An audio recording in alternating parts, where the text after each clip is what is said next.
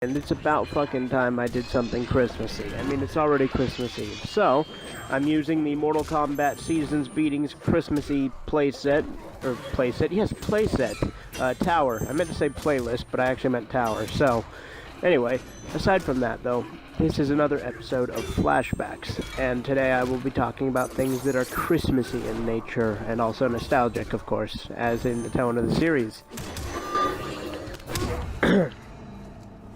First thing I'd like to mention is those old claymation cartoons, you know, like the Rankin Bass ones. Those are really memorable, you know, like Frosty and Rudolph and Jack Frost, and, you know, those are classics. When I was a little kid, I used to love the shit out of them, and they're really memorable and timeless. Also, there was the Rudolph movie, the cartoon. I loved that as a kid. The one that is the cartoon that starts out with the Northern Light fairies singing, and then it goes on and has Rudolph grow up and stuff. I loved that as a kid as well. Not to mention there was the How the Grinch Stole Christmas cartoon, also a classic. You know, those 70s Dr. Seuss things were amazing. They really knew how to make cartoons back then. I also really like the Jim Carrey version of the Grinch. Not quite as much as the cartoon, but I do love it. Another thing is obviously the Forgotten Toys, which I mentioned in the first episode of Flashbacks about the teddy bear and the doll that get lost on Christmas Day, and they're stuck outside on their own, and they gotta find their way home. It's a good movie. Another movie that's pretty Christmassy is Gremlins, because it all takes place around Christmas and has a lot of Christmassy things to it. So, you know, Gremlins is also a really good one. It's really kind of a darker Christmas movie when you think about it, because of all the violence and stuff, but that's what makes Gremlins great. I like Gremlins 2 as well, but it's not Christmassy really. It's more of a New Year's thing. And then, of course, there's Christmas specials, like the Simpsons Christmas special, which was the first episode, and then the later ones. Every show's had a Christmas special. You know, there's the Peanuts Christmas special, which I haven't actually seen, I'm sorry to say. I haven't seen It's the Great Pumpkin, Charlie Brown, either, so those are two things I really need to watch, of course. There's the Jack Frost movies. You know, there's the first Jack Frost, there's the family-friendly Jack Frost movie, which is a good movie in and of itself. But then there's Jack Frost, the slasher movie, the one about the killer snowman, and its sequel. Both great movies. Then, of course, there was that Trans-Siberian Orchestra song, which I played in Nostalgic Music, which is the only semi-Christmassy thing I've really done this year. But yeah, there was, on The Simpsons Road Rage and The Simpsons Hit and Run, the games do different things when you enter in the date as Christmas Day. If you have the day set to Christmas Day on Road Rage, it'll unlock a Christmas-themed Apu character driving a Christmas-themed car. If you enter it on Hit and Run, it will change the menu to be Christmas-themed. It'll do the same for Halloween and New Year's, with different characters on Road Rage anyway. And on Hit and Run, it will at least change it for Halloween on the menu. I don't know if Hit and Run does it for New Year's, but another great movie is The Santa Claus, starring Tim Allen, the movie where a man accidentally kills Santa Claus by making him fall off his roof and taking his place. A great classic. You know, has a lot more, I don't know, it's for older kids, I would say. Little kids might not be as into it, although they might be. I don't know. I mean, I was. But, you know. Another great thing was, a lot of games have Christmas-themed levels. For instance, this Mortal Kombat tower. Not to mention, in Battletoads, there's the whole Christmas-themed level, which is pretty cool. You know, I like the South Park Christmas specials, you know, Woodland Critter Christmas, where they hail Satan and summon Satan and stuff like that. Not to mention the first 2 Spirit of Christmases, which were the South Park unaired pilots. Those were pretty funny, and they were uncensored, which was pretty cool. Another great thing was, but yeah, I really like the Spirit of Christmases, Woodland Critter Christmas. I really wish South Park would go back to doing holiday specials. They haven't done one in a couple years. I mean, technically they did one last year, the hashtag Happy Holograms, but that wasn't as good as their older ones. Honestly, I think Woodland Critter Christmas was probably their best, but Mr. Hanky the Christmas Poo is just as iconic, so I don't know.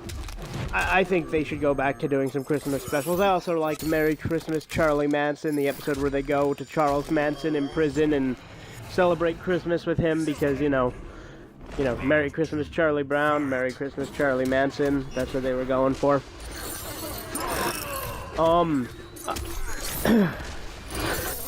Probably would have helped to script this video because I have all sorts of things I wanted to say, but I'm kind of drawing a blank here.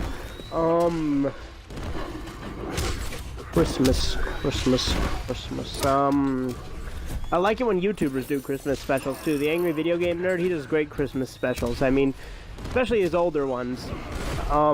Like Bible games, those were kind of Christmassy, but you know what? They worked for a Christmas special.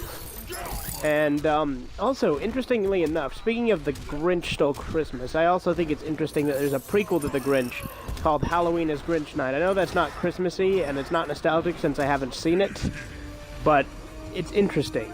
Another thing, Die Hard is kind of a Christmas movie when you think about it. I've never seen Die Hard, but I know of it.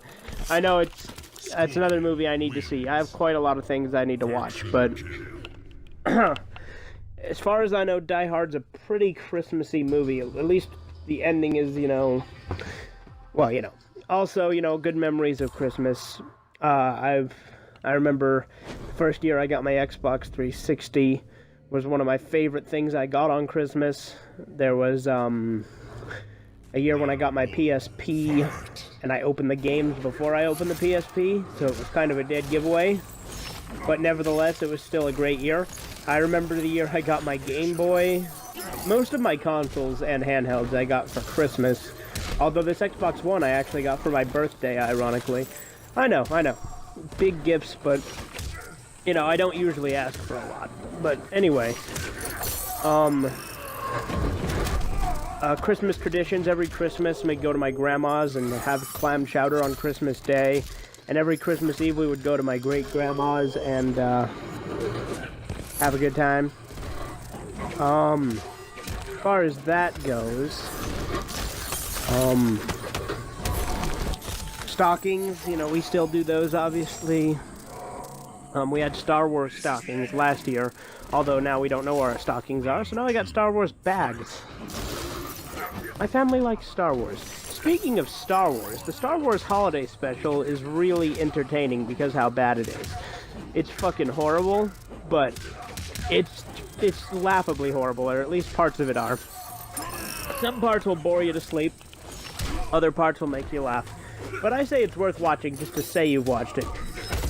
And that way you can get the reference on the Christmas special of South Park on Mr. Hanky's Christmas Classics, Fighting the Frizzies at 11.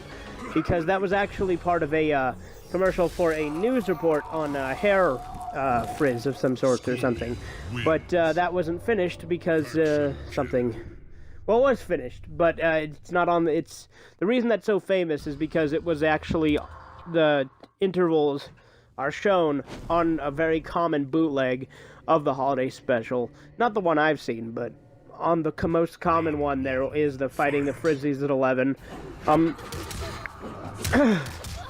Mr. Hanky's Christmas Classics is a pretty good special, too.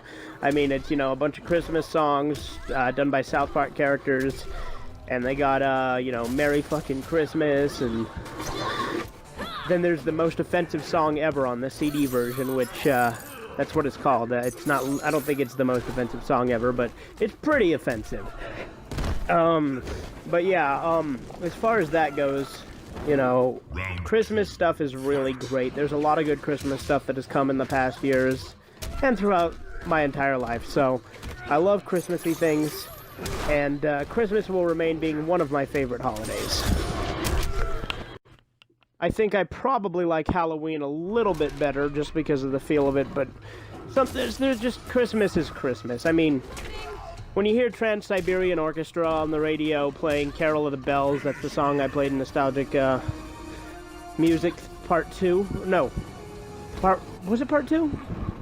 I can't remember. I think it was Part 1. But I mentioned it, and it's probably the most badass Christmas song ever.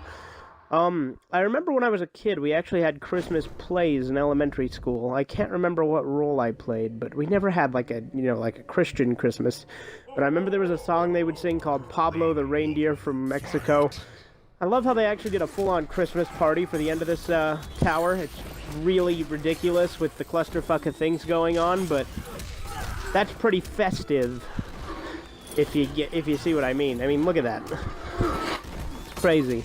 But anyway, I know this episode of Flashbacks, I'm just kind of rambling on, but I have so many other things I wanted to talk about, and I really wanted to show, at least get to this Christmas party, and I already filmed a lot of other stuff for it, so I thought I'd make sure I get all 12 minutes recorded. As far as that goes, my family traditions, we don't go to my great-grandma's anymore because unfortunately she has passed away. But we do go to my grandma's house every Christmas Eve instead. And we open pajamas every Christmas Eve, and then we open the rest of the gifts on Christmas Day. Some years we've opened one other gift on Christmas Eve, but we don't commonly do that. I remember the year we got our 360, we actually got quite a lot of stuff. We actually each got $100, and then we got a 360 and a bunch of games. It was pretty great. But, I think that wraps up all I really have to say here. Hi, this is Fugativeredeye, and it's Christmas Day, or Christmas night. We watched last night Silent Night, Deadly Night Part 1 and 2. Show them the case. It's upstairs. Pause it. Fucking Is there a pause button? You can roll again. Okay. You rolling? Yes. So this is the case. Silent Night, Deadly Night Part 1 and 2. This is Cult Films Episode 3, by the way. So, the first one was a fairly decent Christmassy slasher, wouldn't you say? Yes. The second one, if you're going to watch that, don't even bother watching I'm pausing it. Okay, recording? Mm-hmm. Okay. So, if you're going to watch the second one, don't even bother watching the first, because it recaps it all and shows you everything that happens. So, see what Dozer Mac has to say about the movie. He'll probably be pissed as fuck. He's in the middle of a Call of Duty game. Playing zombies. Hey, what'd you think of the movie? Garbage day. Garbage day. It was horrible. I actually feel stupider after watching it. Yeah, I know. I think we all lost a few brain cells there. It was bad. Alrighty. That all you have to say about it? I can't wait for number 3. I don't think Dan Man or Snowman is going to watch it with us, but I'm down for number 3. And 4 and 5. I don't know if I'm gonna watch it either. Well, it's a different actor, so it's probably not as funny. I'm glad I didn't watch the first one with you.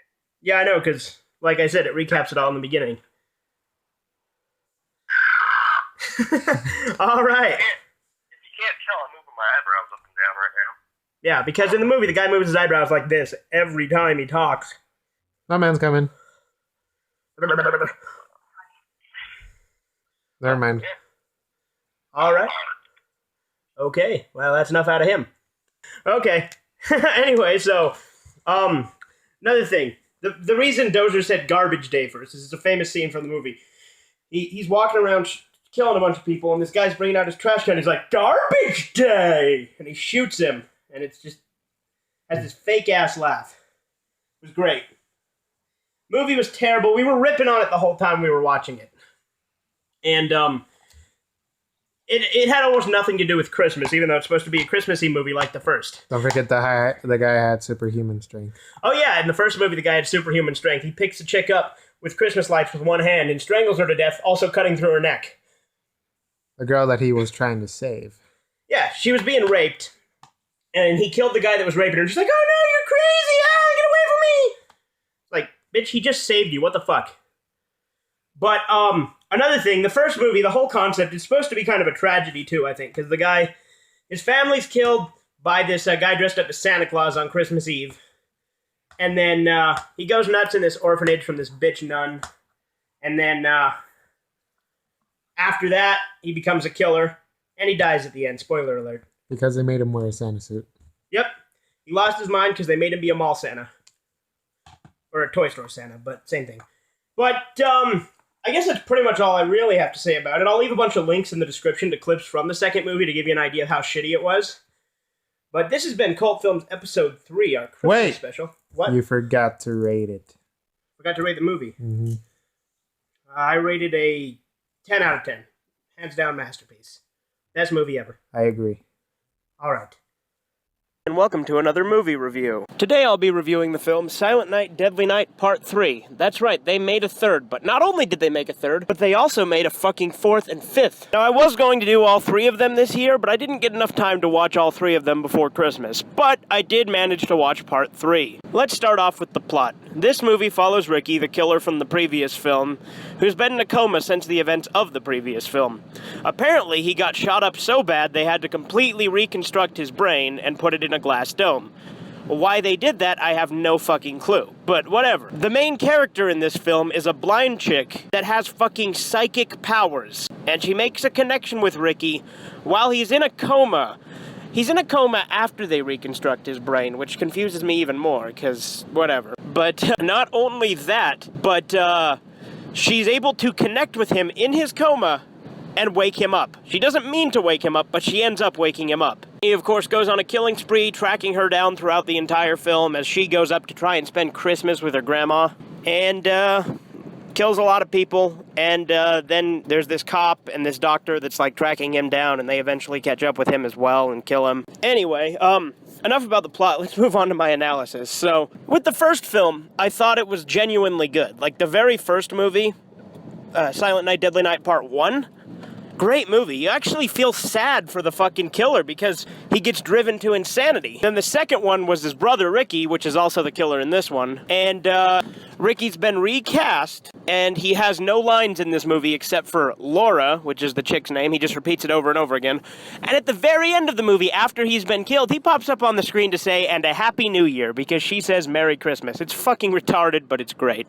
Now, the second film was more of a so bad it's good movie, and it had a lot of crazy one-liners, stupid acting, and the entire first 40 minutes of the goddamn movie was just recycled films from the first one. I'm happy to say this one didn't go down that route.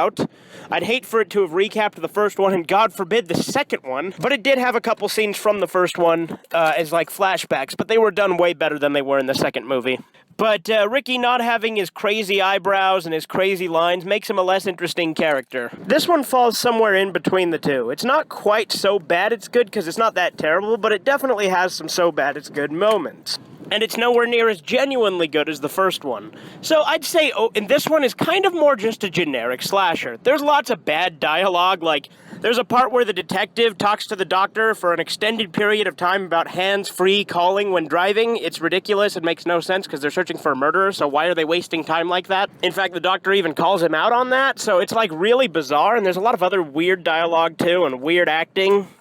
I don't know, it's a weird movie. It's not really that great, though. It's honestly kind of a forgettable slasher. Like, it's not bad. I'd watch it again probably at some point, but it's definitely the lowest of the franchise I've seen so far. But yeah, I still recommend checking it out if you liked the first two. Welcome to another movie review. Today I'm reviewing Silent Night, Deadly Night Part 4, Initiation. Now, the third movie also had a subtitle, Better Watch Out, but the reason I bring up the subtitle on this one is because this one is actually a completely different movie than any of the previous films. It has literally nothing to do with the original films other than the title and being set around Christmas time. Silent Night, Deadly Night Part 4 focuses on a reporter named Kim, who's underappreciated and wants to actually do more stories rather than just writing the calendar and helping out with the classifieds. The movie begins with a woman burning to death and jumping off a roof.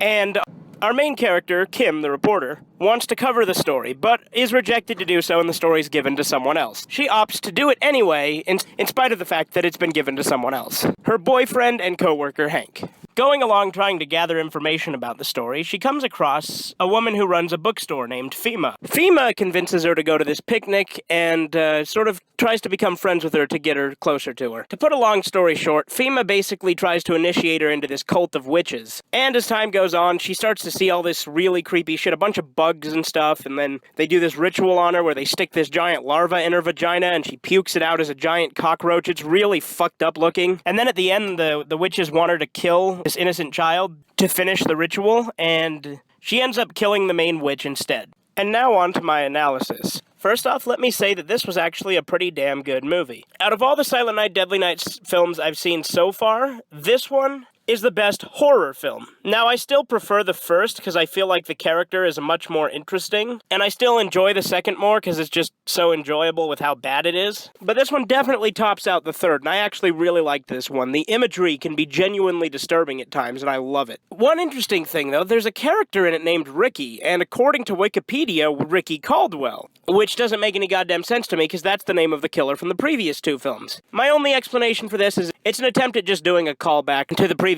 two movies. This Ricky's played by the guy who's Kate the Caterer in Cat in the Hat, which I just thought was kind of interesting. Now, this movie came out long before Cat in the Hat. I just thought it was funny. There's also a scene where Ricky watches the third Silent Night, Deadly Night, so it's kind of meta with Ricky Caldwell watching Ricky Caldwell, and he's like, ooh, a killer Santa. There's one thing I didn't like about this movie, and it is one of the major problems with it, but by the end, I actually didn't mind it. So this movie, for like the first 2/3, seems to have a very anti-male tone, which I am not for at all, and it really pisses me off when things do that.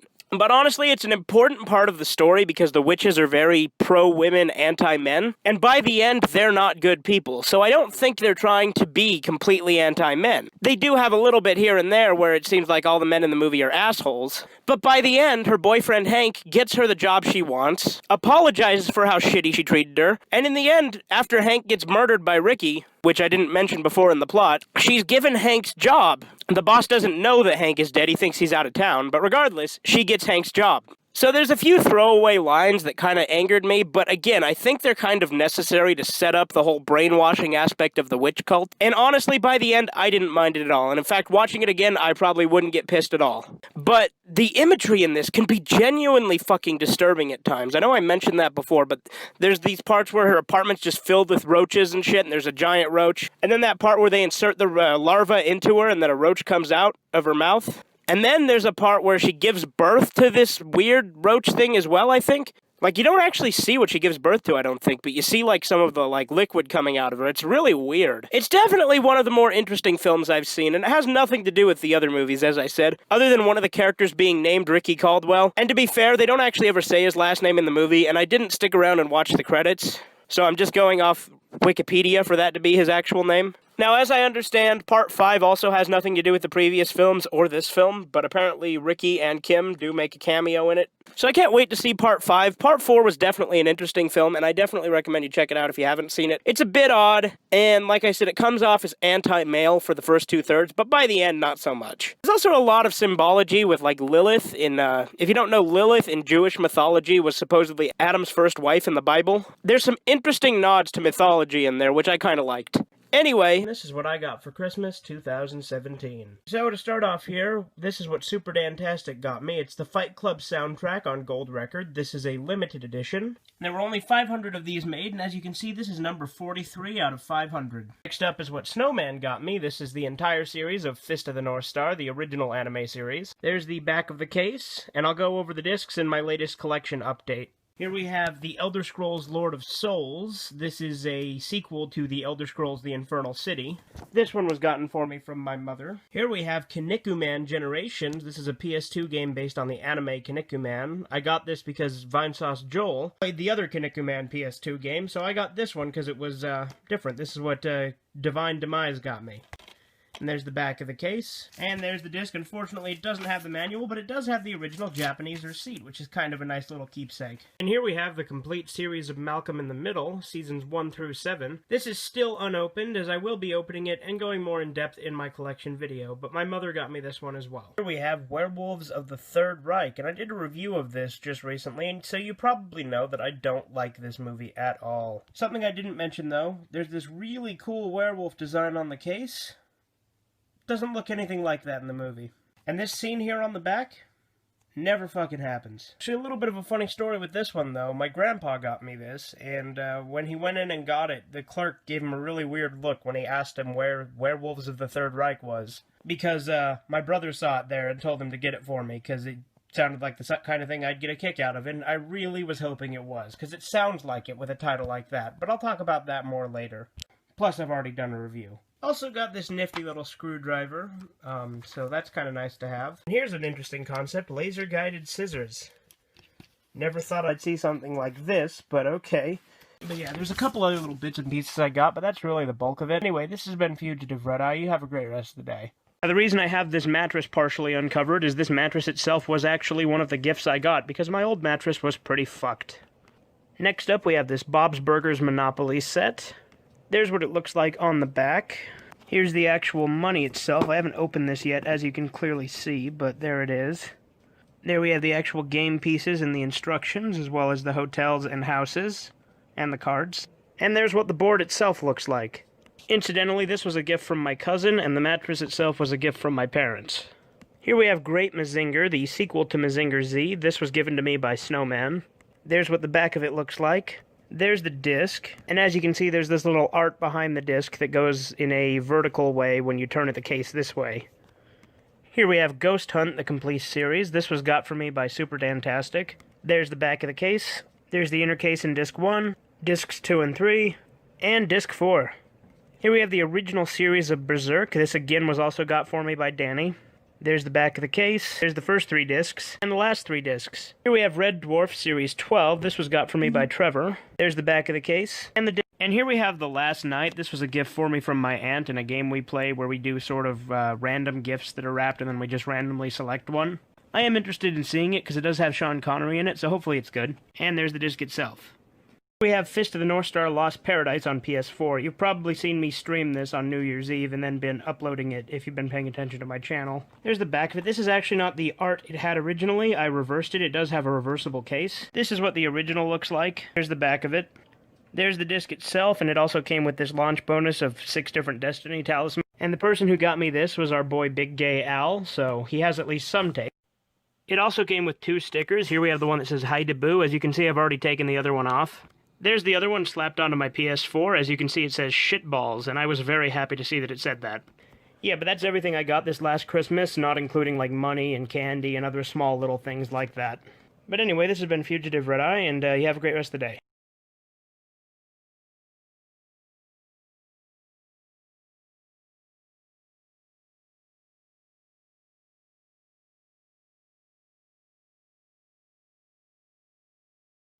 Phew, that sucked. I'm gonna fucking die here, Jack!